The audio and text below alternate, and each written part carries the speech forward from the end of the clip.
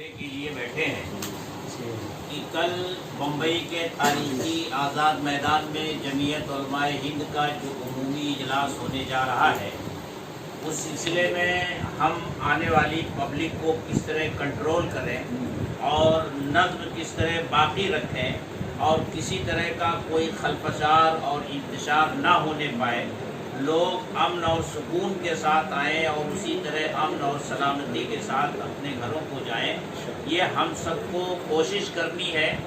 और ऐसा एक पैगाम देना है पुलिस को, इंतज़ामिया को, कि हमारी तरफ से उनको कोई दुश्वारी और कोई दिक्कत इंशाअल्लाह पेश नहीं आएगी और कल आज़ाद मैदान इंशाअल्लाह अपनी तंग दामनी का शिकवा करेगा। पूरा आज़ाद मैदान खचाखच भरेगा, माहौल पूरे शहर में है। इंशाअल्लाह वहाँ खड़े रहने को जगह नहीं मिलेगी।